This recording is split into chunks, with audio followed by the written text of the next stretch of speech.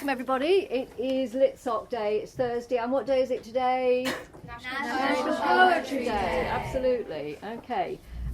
So this is the school's contribution to National Poetry Day, and we've got one member of the society who wrote a poem. Well done, dear.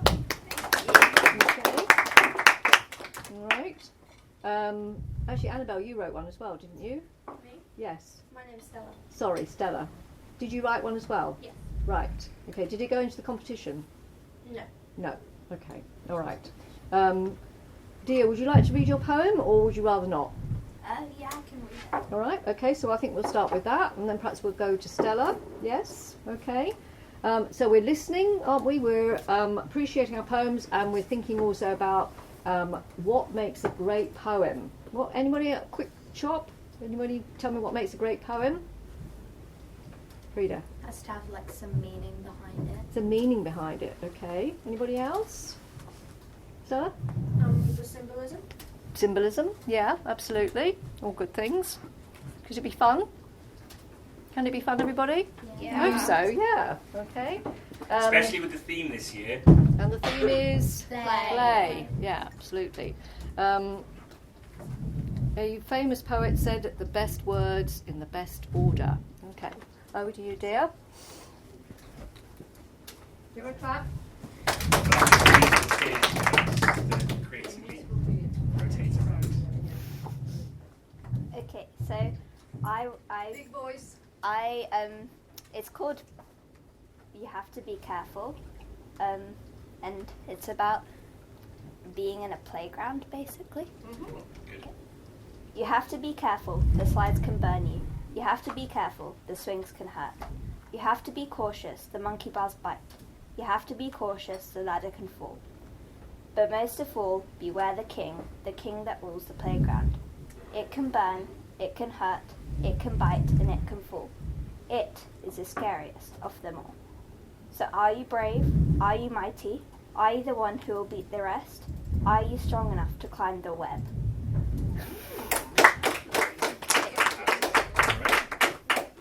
Thank you. Thank you very much.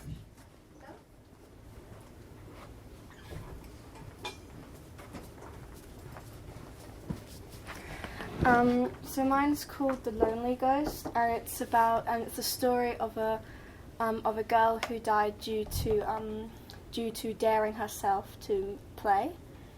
Okay. You can cheat at playing cards, but not at death. Death forced Lola to trudge along the halls of her house.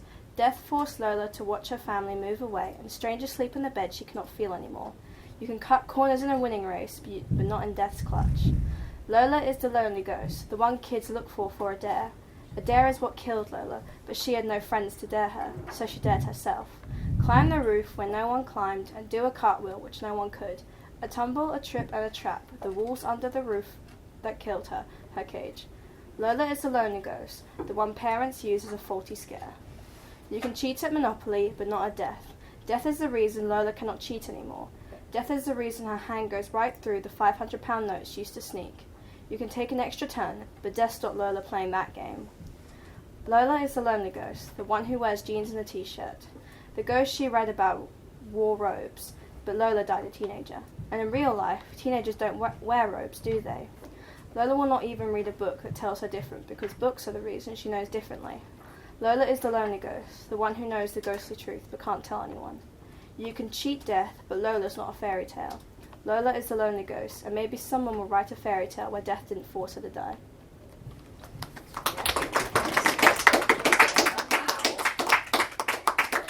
Very much. Okay, right. Who would like to go first with their choice of poem? Okay, Lucy steers into the breach, dear friends. So, I have with me my mum's old book, Please Mrs. Butler, and I chose my favourite poem from it, which I think is quite funny. It is also about play. It's called Complaint. The teachers all sit in the staff room. The teachers all drink tea. The teachers all smoke cigarettes as cosy as can be. We have to go out at playtime unless we bring a note, or it's tipping down with rain, or we haven't got a coat. We have to go out at playtime, whether we like it or not, and freeze to death if it's freezing, and boil to death if it's hot. The teachers can sit in the staff room and have a cosy chat. We have to go out at playtime.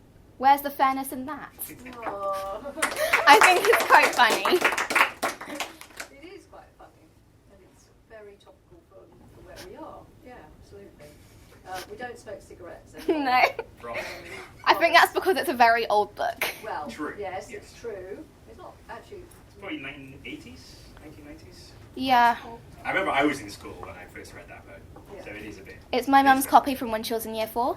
Oh wow! There Excellent. you go. So yes, Alan Olberg sadly died a couple of months ago while we were on holiday. Yes. So Please Mrs. Butler is he's no more. So, thank you, Lucy. That's Thank great. you. Thank you. Okay, who would like to go next? Hands up. Oh, we had a few answers. Come on. Go on, Annabelle. Go on, Annabelle. Well done, I'm Annabelle. going to do a shortened version because my poem's really long. Oh, okay. As you wish. I'm Yes. doing Chocolate Cake by Michael Rosen because it was my favourite poem Well, as a yeah. kid. Right. Okay. I love chocolate cake, and when I was a boy, I loved it even more. Sometimes we used to have it for tea, and Mum used to say, if there's any left over, you can have it to take to school tomorrow at playtime. And the next day, I would take it to school, wrapped up in tinfoil, open it up at the playtime, and sit in the corner of the playground, eating it. You know how the icing on top is all shiny and it cracks as you bite into it? And there's the other kind of icing in the middle. It sticks to your hands and you can lick your fingers and lick your lips. Oh, it's lovely, yeah. Anyway, once we had this chocolate cake for tea, and later I went to bed. But while I was in bed, I found myself waking up, licking my lips. And smiling. I woke up proper. The chocolate cake was the first thing I thought of. I could almost see it, so I thought, what if I go downstairs and have a little nibble? Yeah. It was dark, everyone was in bed, so it must have been really late. But I got out of bed, crept out the door. There's always a creaky floorboard, isn't there?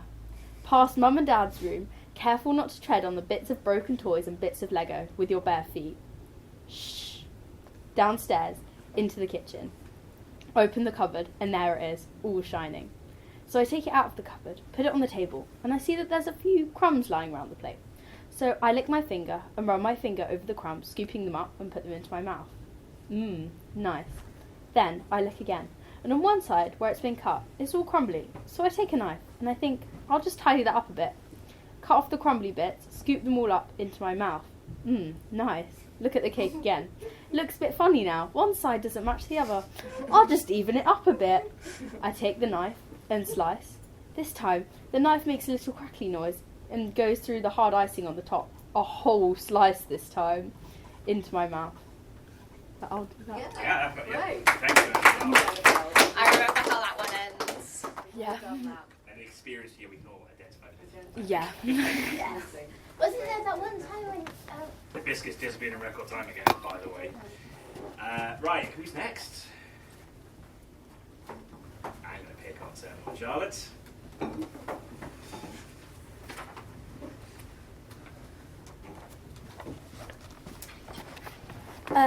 So I have the Homework Machine by Sheld Silverstein.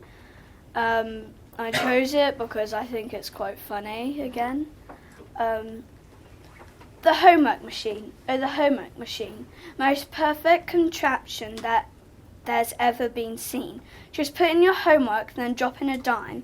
Snap on the switch, and in 10 seconds' time, your homework comes out, quick and clean as can be. Here it is, 9 plus 4, and the answer is 3. 3? Oh my, I guess it's not as perfect as I thought it would be. Weird machine. We do kind of have a homework machine now with AI and stuff. That's literally what I just said. And it's giving the ending as well when it's wrong. Yeah, and ChatGPT makes mistakes, remember. When you find out that it's the same answer. Okay, who's next? Who's next? Let's keep it moving. I can do it. Well done. Well done.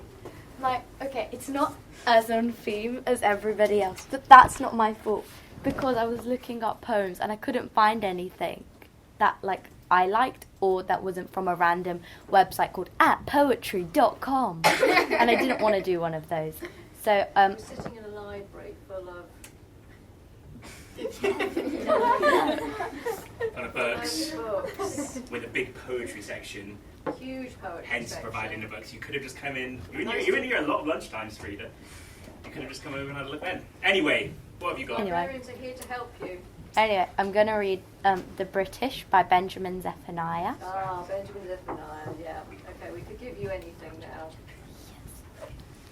Take some Picts, Celts, and Cilias and let them settle, then overrun them with Roman conquerors. Remove the Romans after approximately 400 years. Add lots of Norman French to some, Angles, Saxon, Jutes, and Vikings, then stir vigorously. Mix some hot Chileans, cool Jamaicans, Dominicans, Trinidadians, and Bajans with some Ethiopians, Chinese, Vietnamese, and Sudanese. Then take a blend of Somalians, Sri Lankans, Nigerians, and Pakistanis and combine with some Guyanese, and then turn up the heat. Sprinkle some fresh Indians, Malaysians, Bosnians, Iraqis, and Bangladeshis together with some Afghans, Spanish, Turkish, Kurdish, Japanese, and Palestinians. Then add to the melting pot. Leave the ingredients to simmer. As they mix and blend, allow their languages to flourish, binding them together with English. Allow time to be cool. Add some unity, understanding, respect for the future, serve with justice, and enjoy. Note: all ingredients are equally important. Treating one ingredient better than the other will leave a bitter, unpleasant taste. Warning: an unequal spread of justice will damage the people and cause pain. Give justice and equality to all. Yeah, well done. Especially as we are now in Black History Month. Absolutely. So thank you, Frida, very much indeed. All right. Reminding us of we're all equal. Thank you. Excellent choice. And sadly, Mr. Zephaniah is no longer with us either, but wrote great poetry. Great poetry. Thank you. Someone from the back table, perhaps, next. I think. Yes. Okay. So we don't know your names yet, year 7. What's your name? I know her name. Isla. Ida, Ida. thank you. Oh, okay. So my poem's also like not that fun. It's just like kind of playful, so I just did it. It's the poem by William Wordsworth, Daffodils. Oh, Yeah. yes. We studied it in school, so I just thought, yeah. Lovely. I wandered lonely as a cloud that floats on high o'er vales and hills, when all at once I saw a crowd, a host of golden daffodils, beside the lake, beneath the trees, fluttering and dancing in the breeze. Continuous as the stars that shine and twinkle on the Milky Way, they stretched in a never-ending line along the margin of a bay. 10,000 saw I at a glance, tossing their heads in a sprightly dance. The waves beside them danced, but they outdid the sparkling waves in glee. A poet could not but be gay in such jocund company. I gazed and gazed, but little thought what wealth the show to me had brought. For oft when on my couch I lie, in vacant or in pensive mood, they flash upon the inward eye, which is the bliss of solitude, and then my heart with pleasure fills and dances with the daffodils. That's lovely, Ida. I was thinking of quite different things when you were reading that, so thank you for reading it so lovely, in a lovely tone. Thank you. Thank you. Well done.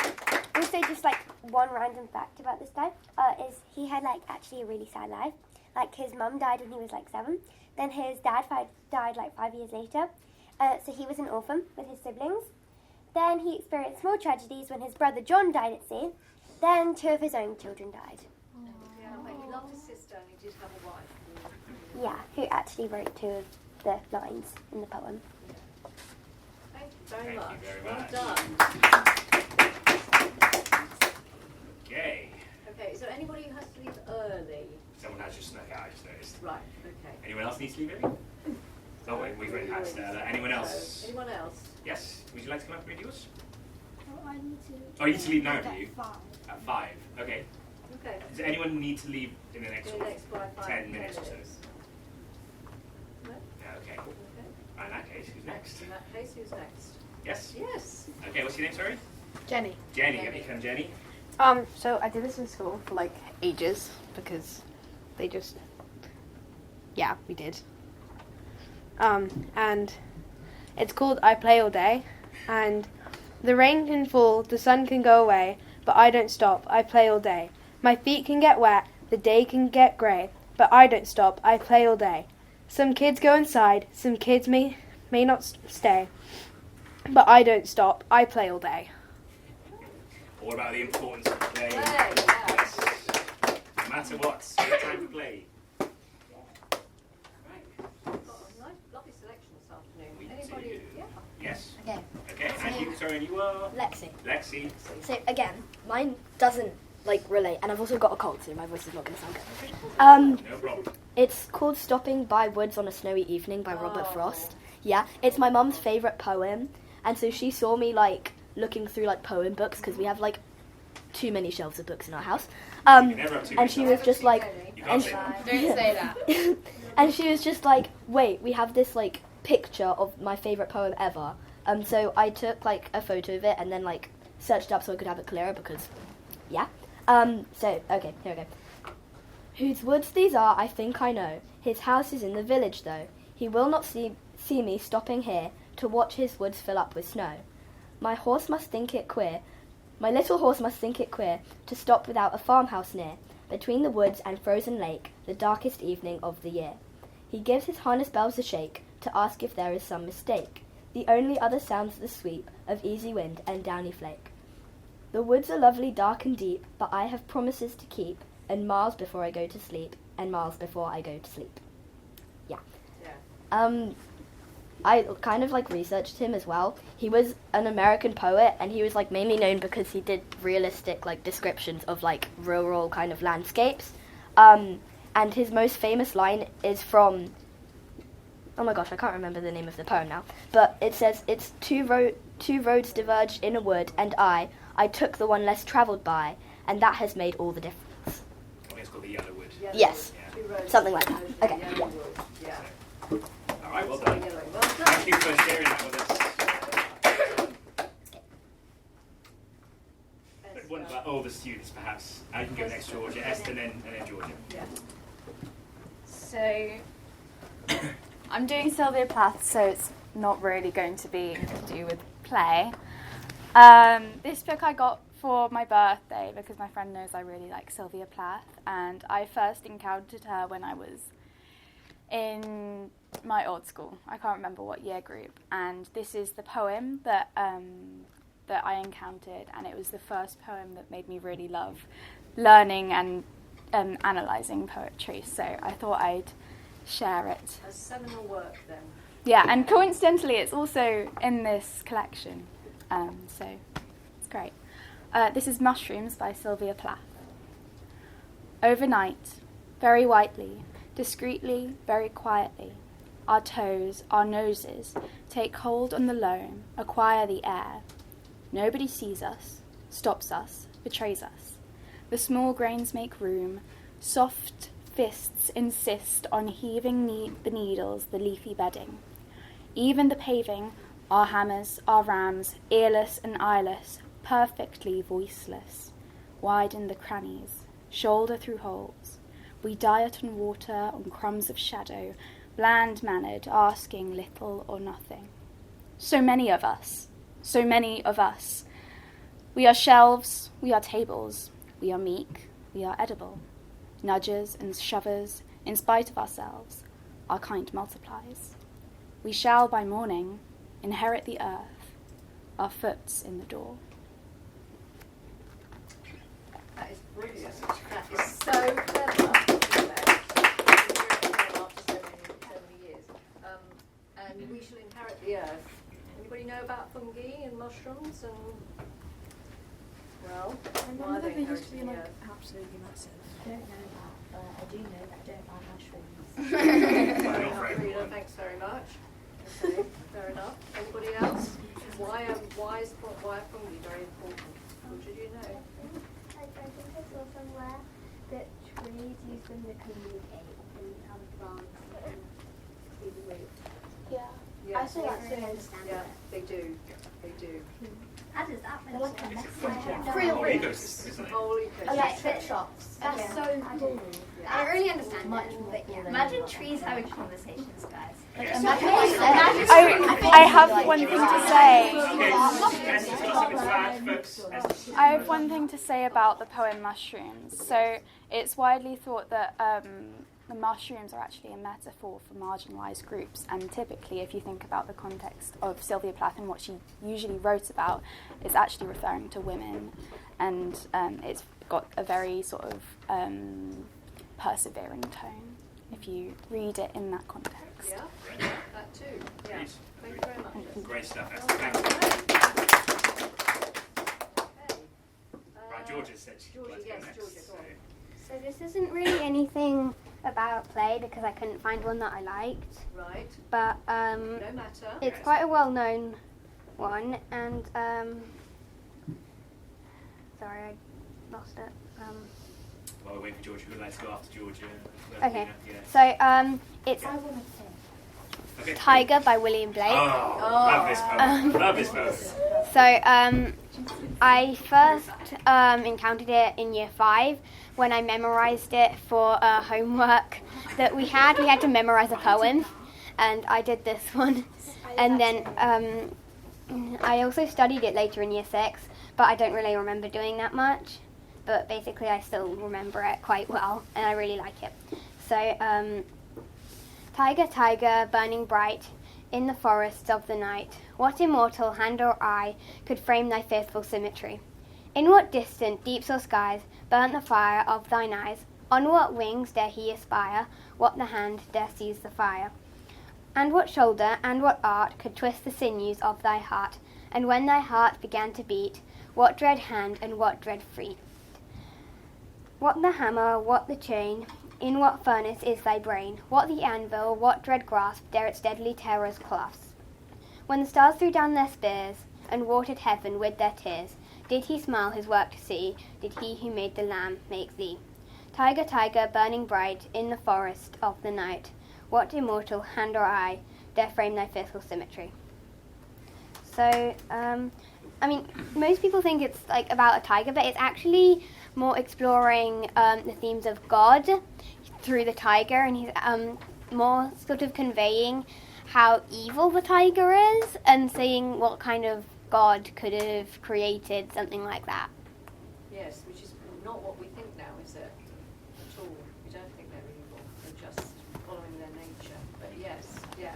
Acceptance check. Thank you very much. Well done for reading mostly from memory as well. Yeah. Very good. Very impressive. I remember her saying the poem in year 5. And I also remember we analysed a poem in year 6. I remember that a lot. Yes. It has to be It's like very same good. year 1. We have got one from one of the books, which is great. I'm sorry, what was your name again? Freya. Freya. So, Freya, what have you got for us? I just chose this poem because I had to choose it because I forgot to over the week, and I liked the look of this one. Okay, that's fine, yeah. So it's called Even Such as Time. Okay. Even such is time that takes in trust our youth, our joys, our all we have, and pays us but with earth and dust, who in the dark and silence grave, when we haven't wondered all our ways, shuts up the story of our days, but from this earth, this grave, this dust, my God shall raise me up, I trust. Thank you very much. Sir Walter Raleigh. Oh, yeah. I can't remember much about him, but I think I know I've heard of him. James I executed him. Elizabeth I adored him. Oh. Why? Do you know why Elizabeth I adored him? Because he was... What did he do? He was a... Poet?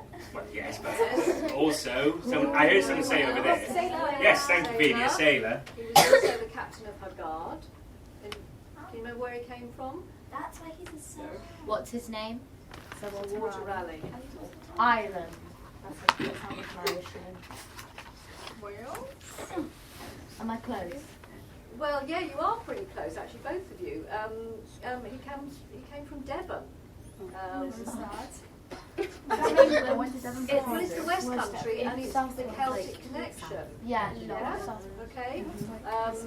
Which was very unusual for there were West Country people at the school, but it was quite unusual.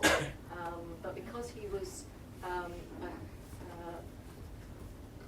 an exuberant personality and a very clever man, he made his fortune. And then James I, unfortunately, struck off his head Why? Well, it's too complicated to go into That's now. okay. They get about royal family. At the time. One of them could like absolutely adore something, and they'll be like, "I'm gonna like get rid of it just for the sake of getting rid of it." Like, why? A bit more to it It than that. had a lot to do with our treaties. Elizabeth was at war with Spain, James was making peace with Spain, and so it had to do with that. Politics. Yeah, basically. Yes. Yeah. That's what all this comes down to. Anyway, thank you, Freya. Thank you very much.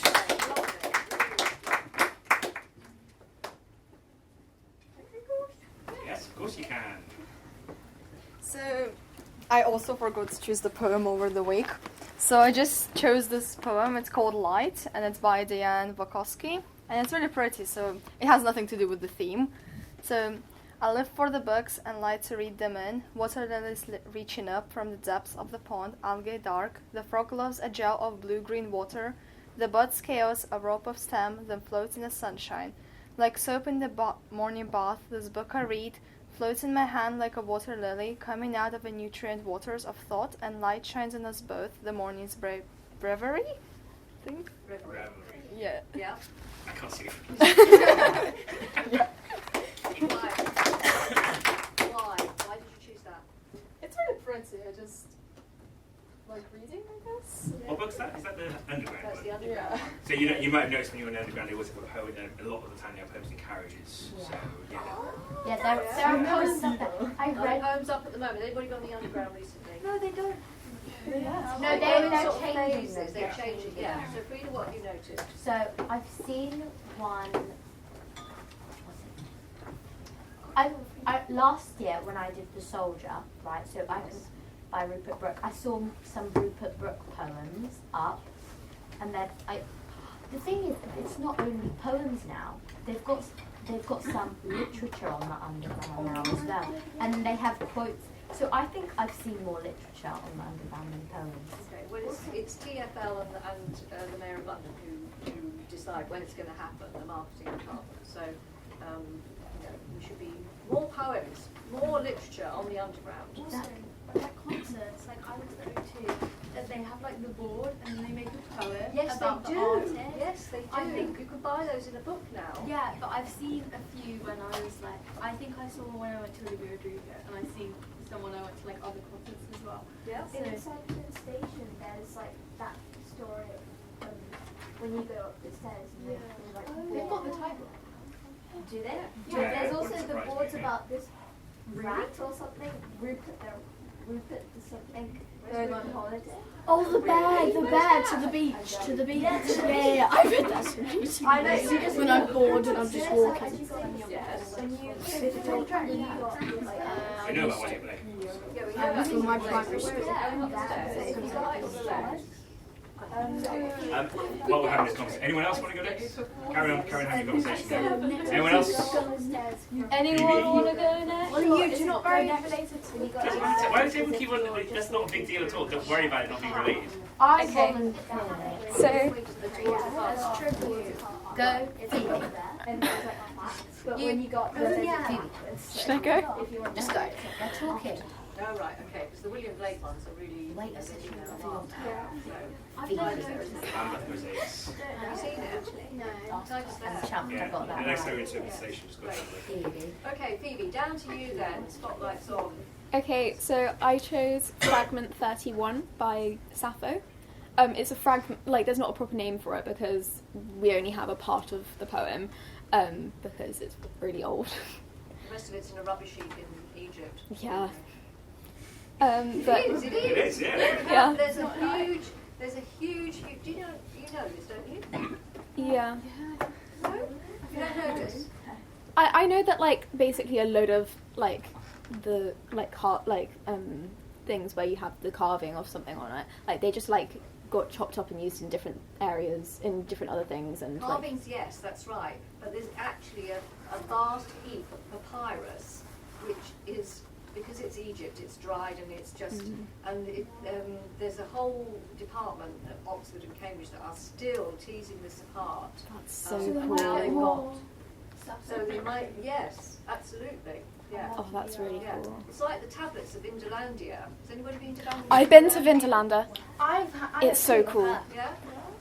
It was like with the like they had on lead tablets. Yeah, it was really cool. Out of I didn't read that about that. domestic waste. Yeah. Beauty comes. I still remember. Indeed, yeah. Okay, so Okay. Everybody all right? Yes? Not He's- on our phones, are we? Please tell me we're not on our phones. Right. He seems like the god's equal, that man, whoever he is, who takes his seat so close across from you and listens raptly to your lilting voice and lovely laughter, which, as it wafts by, sets the heart in my ribcage fluttering.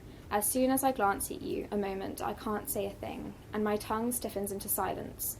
Thin flames underneath my skin prickle and spark. A rush of blood booms in my ears, and then my eyes go dark, and sweat pours coldly over me, and all my body shakes, suddenly sallower than summer grass, and death, I fear and feel, is very near. So why that one? Well, I did look up which was the most like famous poem of Sappho, but actually I find it really interesting because it starts off discussing like this man and woman talking, but actually you see that Sappho's much more focused on the woman, and she like explores her like love for that woman in the rest of the poem. I think that's quite interesting. Yeah, it is. It's really interesting. Yeah, and I'd love to be able to one day read the rest of it like as a full thing. That would be so cool. Wouldn't be wonderful if it was found. Yeah. Yeah. Thank you very much. Great. Okay. Anybody else? Not me. Yes. So mine's not on topic, and it's Don't quite mind. short. we honestly don't mind. Don't mind. You don't need to qualify your poems with that, folks. It's called Dreams by Lansing Hughes. Hold fast to dreams, for if dreams die, life is a broken winged bird that cannot fly. Hold fast to dreams, for when dreams go, life is a barren field frozen with snow. So, yeah. Oh, right. That's it. Okay. Yeah, it's quite Very short. sweet. Yeah. Yeah, great. Thank you very much.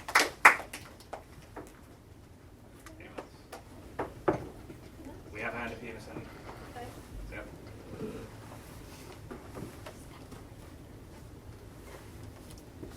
So my poem is quite old and short. It's called There's No Frigid Like a Book, written by Emily Dickinson. She's Hope's a feather. Yeah. She's a very special poet. Yeah. There's no frigid like a book to take us lands away, nor any courses like a page of prancing poetry.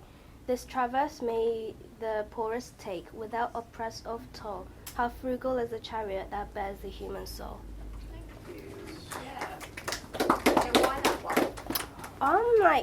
I really like how it uses lots of devices, and it really explains what it feels like when you're reading, because it feels like you're away for a moment when you're reading. Yeah. That's great. Thank you very much. Emily Dickinson was American, everybody. I'm sure that you know this. And virtually a recluse, but a very interesting woman nonetheless. Okay. Yeah.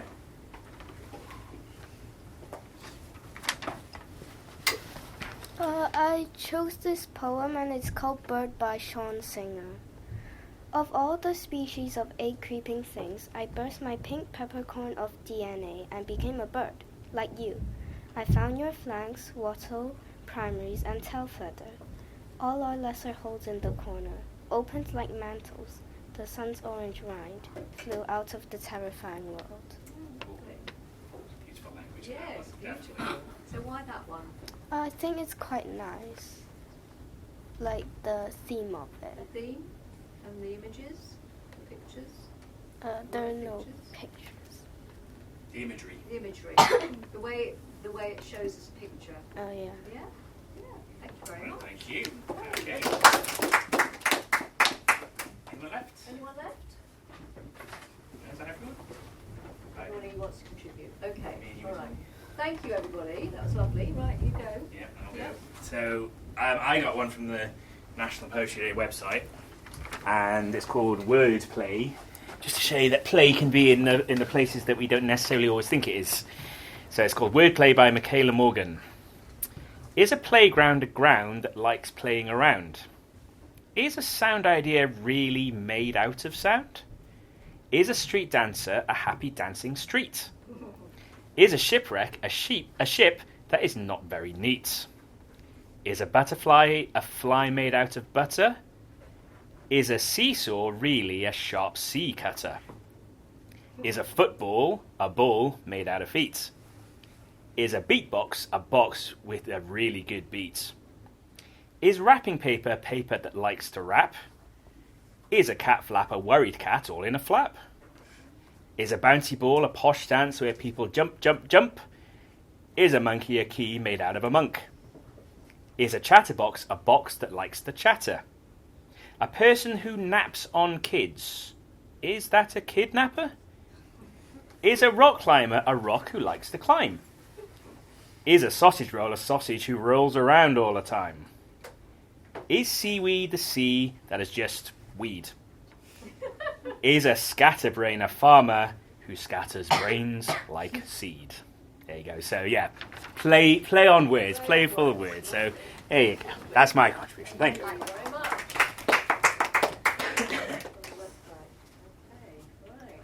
I've got a hard act to follow here, guys. I raise the bar, mate. Well, yes, So but also everyone else. else. Everyone Everyone else. else. Okay, everyone else. All right. This is one of my favourite poems, and it's by C.P. Cafferty, and Cafferty was what's the word? He was Greek and Egyptian, so and also gay. So he was between two worlds, and worlds that perhaps were quite jarring at times. And I love this because it has all sorts of references to a long tale that I really enjoy. And some of you, I'm sure, will realise. And sometimes I read it to the sixth form on Leavers' Day. Ithaca. As you set out for Ithaca, hope your road is a long one, full of adventure, full of discovery.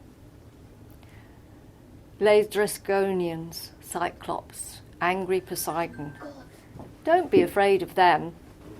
You'll never find things like that on your way, as long as you keep your thoughts raised high, as long as a rare excitement stirs your spirit and your body. Laestrygonians, Cyclops, wild Poseidon, you won't encounter them unless you bring them along inside your soul, unless your soul sets them up in front of you. Hope your road is a long one. May there be many summer mornings when with what pleasure, what joy, you enter harbours you're seeing for the first time.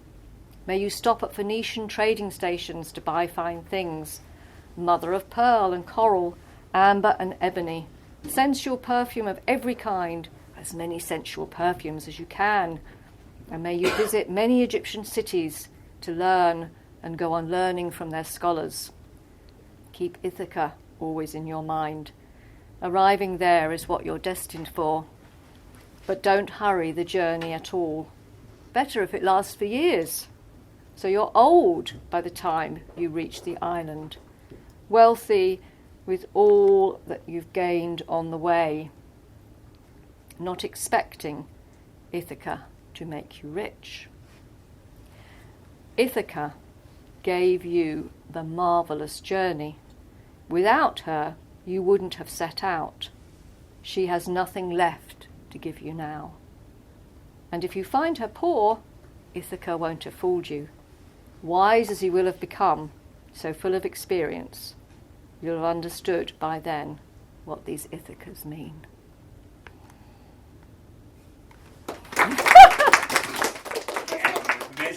Wasn't that Odyssey? Yeah. Does it bring back memories of you reading out to sixth formers? It does. but it also brings back memories of going to Greece and seeing Homer's Wine Dark Sea, which I just was absolutely entranced by. It's a lovely question, dear. Thank you. Lucy had a good question. Lucy? About Ithaca. So you say something? You said something. Is it an Wait, isn't it? It's an asked about No. Ithaca. Someone said me. Come on. Odyssey, sorry. The Odyssey, yes. Yeah, because like Ithaca was where Odysseus lived, and he had a long journey To get back. to get yeah. back. So I thought Yeah, absolutely. And did you notice the reference to the library? Where? Alexandria. May you visit many Egyptian cities to learn and go on learning from their scholars. Serena. Alexandria. Great slide. And what's the name of the poem again? Ithaca. Oh, okay. Ithaca. Is it Because Cafferby was born in Alexandria. I know this poem because I listened to the podcast, the Oxford podcast with A. Starlings, and she talked about this this poet in one of the podcast episodes. Can you send me the link? So, may we all enjoy our learning journey and come back the richer. Well done for wonderful poetry today. Yeah, great. I think that's where we'll finish today. Okay. Well done. Give yourselves a big clap. Well done.